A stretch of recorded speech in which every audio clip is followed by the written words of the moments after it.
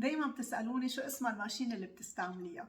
أنا عادة كنت استعمل تيرموميكس، أنا عندي من 2008 لحديت ما أختي جابت لي هيدي الماشين اسمها مسيو كويزين كونكت من سيلفر كريست. طبيت التيرموميكس، طبيت العجانة وعم بستعمل هيدي. ليه؟ لأنه التيرموميكس 2 لتر عندي، هيدي 3 لتر وبتعمل نفس الخصائص تبع التيرموميكس. والشي الحلو كتير إنه سعرها أقل من ربع سعر التيرموميكس. هاي الماشين بتطبخ، بتعمل ستيمد رايس، بتعمل ستيمد فيجيتابلز، بنفس الوقت فيني اطبخ فيها من هون اللحمه والدجاج، وفيني احط هون الخضره وكمان الرز، بيطلع عندي طبخه كامله. شو في احلى من هيك؟ هيدي الماشين بتطحن، بتعجن، بتطبخ، بتقدر تطحن لي الحمص بطحينه بنص ساعه، تعمله من حبه تيصير حمص مطبوخ ومطحون. كمان بقدر اعمل فيها سوربي، بعمل فيها بوزة، بفرز فواكه وبطحنهم بقلبها. مسيو كوزين كونكت اسمها هيك لأنها كونكتد على الانترنت، وبقلبها في كتاب طبخ، في بقلبه الوصفات يلي نحن بدنا نطبخها، نكبس على الوصفة وهي بتقلنا المقادير شو لازم نستعمل.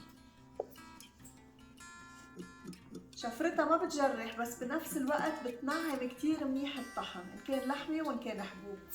وهيدي الفرشاية بس ركبها بقلبها بصير في عندي خفاقة جاتو.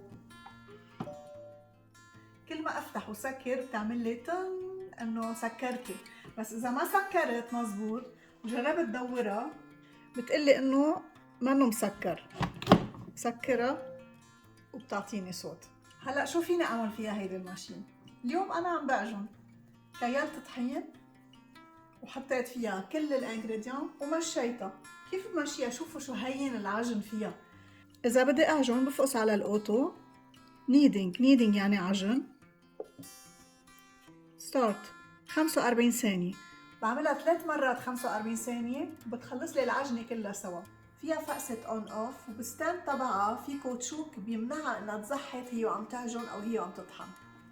اذا بدي اطبخ شي فيها، هون عند الحرارة طلع على 100 درجة، هي فيها تطلع لل 130 درجة، رح طلع على 100 درجة وبدي احط التايمر قد ايه بدي اطبخ وقت، مثلا 50 دقيقة. والسرعة قد ايه؟